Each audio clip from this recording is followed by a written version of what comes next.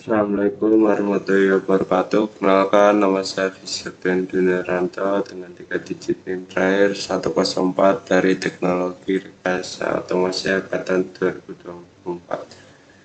Nah, ini saya akan menjelaskan tentang modul 3 dari praktikum sistem embedded, yaitu komunikasi serial UART pada sistem embedded. Oke, yang pertama, apa itu frame data UART? Frame data UART adalah satu paket kesatuan bit yang dikirimkan secara berurutan dalam komunikasi serial UART. Karena UART tidak memiliki kabel clock untuk menyamakan waktu atau asinkron, maka data harus dibungkus dalam sebuah frame agar perangkat menerima tahu kapan data dimulai, dibaca, dan diakhiri. Satu frame data UART terdiri dari 4 komponen utama yang dikirim secara berurutan, yaitu start bit, data atau frame bit, parity bit, dan stop bit. Oke, yang pertama start bit.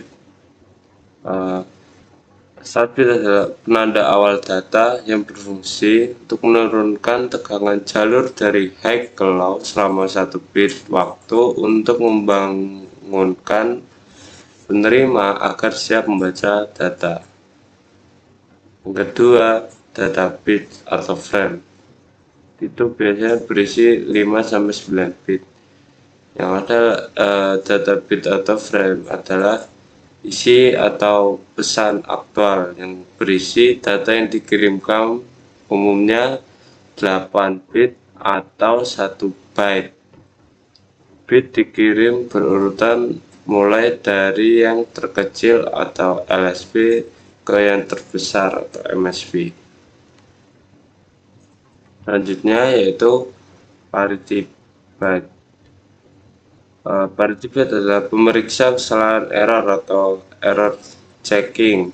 Untuk 1 bit tambahan itu opsional untuk memastikan data tidak korup selama pengiriman dengan cara menghitung jumlah angka 1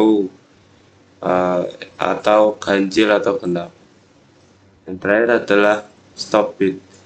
Stop bit adalah penanda akhir data untuk mengalihkan tegangan jalur ke high selama 1 atau 2 bit waktu, dan juga menandakan satu paket data telah selesai dikirim dan jalur kembali ke idle.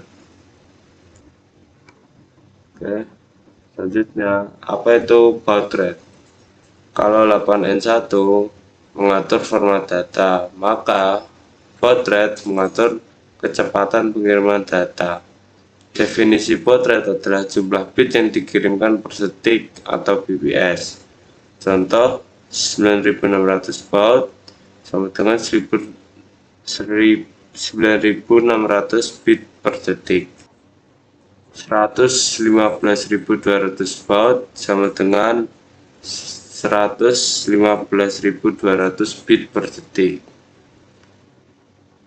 Sekarang konfigurasi UART pada 8N1. Saat dua perangkat berkomunikasi lewat UART, misalnya microcontroller dan laptop, mereka harus sepakat dulu tentang format data yang dikirim. Format ini disebut konfigurasi UART, dan yang paling umum adalah 8N1. Konfigurasi UART 8N1, 8 yang berarti angka 8 data bit. Kalau 8 berarti setiap data dikirimkan dalam 8 bit. Nah, hal ini adalah standar paling umum karena 8 bit sama dengan 1 byte, dan juga cocok dengan representasi karakter ASCII. Contoh, huruf A dikirim sebagai 8 bit data.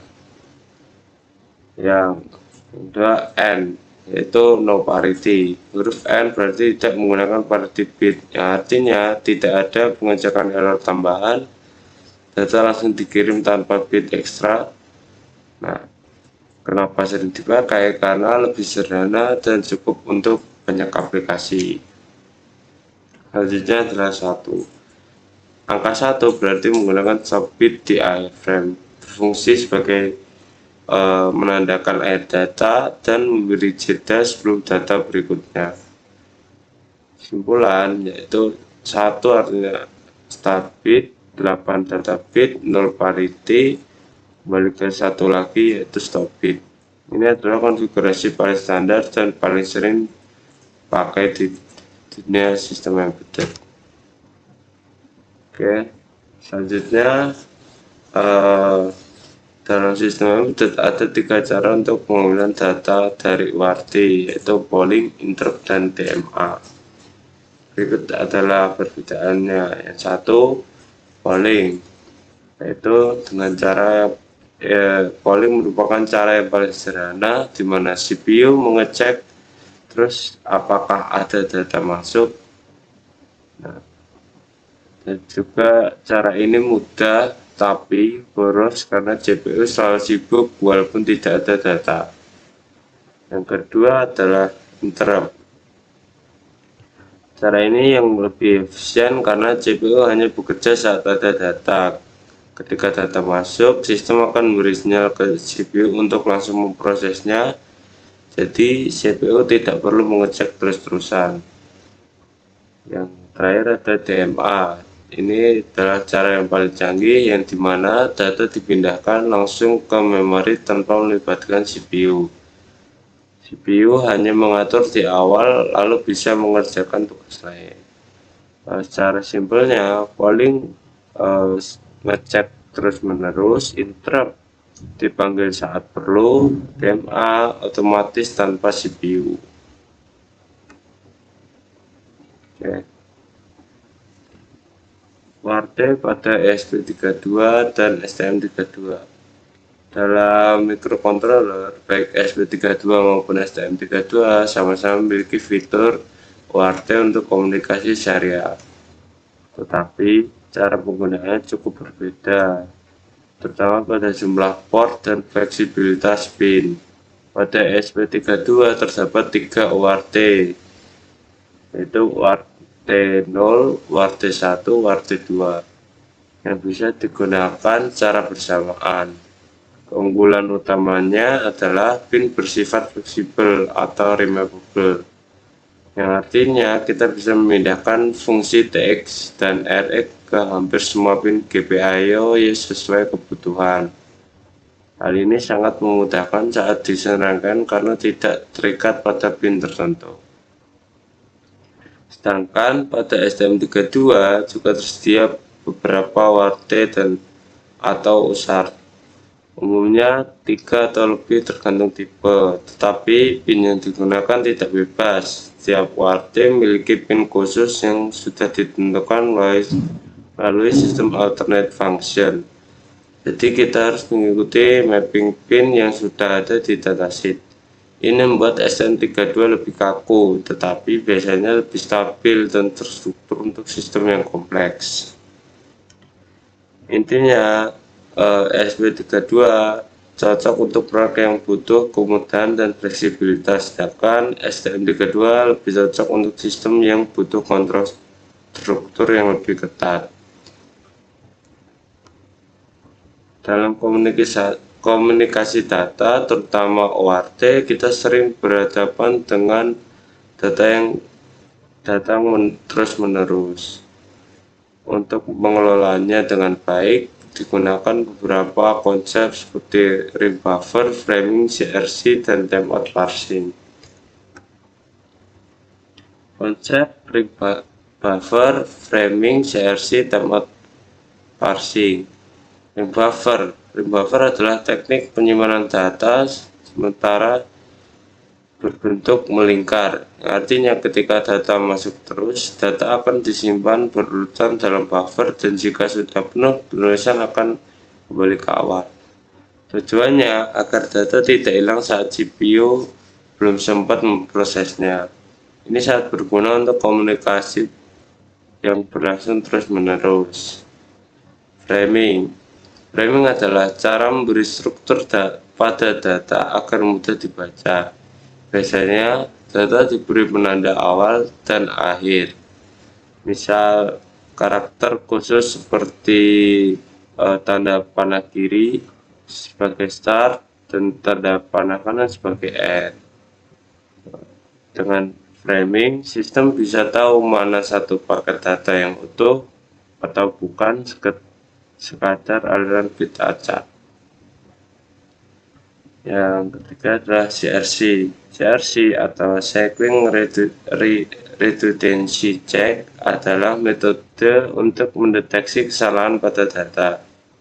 Saat mengirim data, sistem akan menambahkan nilai CRC atau semacam checksum.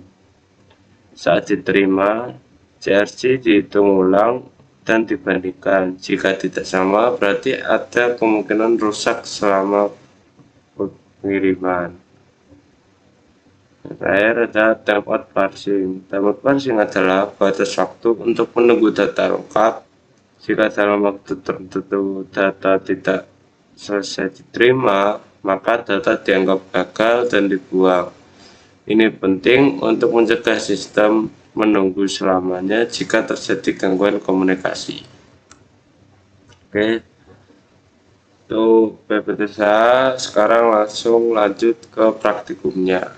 Oke, ini yang percobaan pertama menggunakan SP32.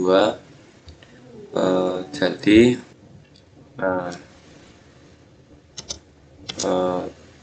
ini programnya menampilkan LED on off dan ini juga buat buttonnya. Nah, ini R1 on, LED 1. Nah, saat diklik yang LED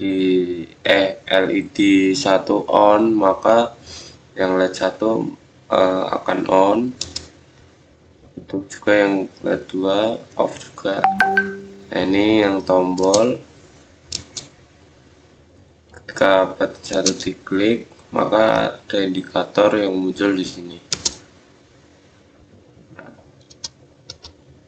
Button 2 juga seperti itu. Oke, langsung ke percobaan selanjutnya. Oke, yang percobaan selanjutnya sebenarnya sama saja, cuman yang bikin berbeda menggunakan STM32. Ini sama saja, dia kontrolnya di laptop. Nah, jadi saat tombol LED 1 on-nya dipencet, maka LED 1 di sini maka akan langsung off. Nah, kalau off-nya dipencet maka langsung off. Juga tombol juga, tombol ada indikatornya juga di sebelah sini saat buttonnya diklik. Oke, selanjutnya, yang terakhir kita menggunakan dua microcontroller, yaitu SP32 dan STM32, jadi satu sekaligus. Nah, sebenarnya konsepannya masih sama. Nah,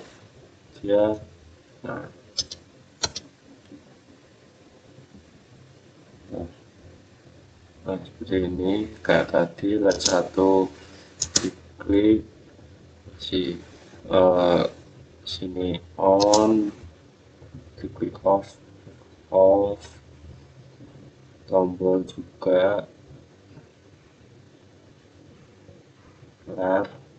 Nah, ini tombol kalau diklik maka akan ada tulisan press. Nah, ini maka akan ada tulisan press dan release, seperti itu.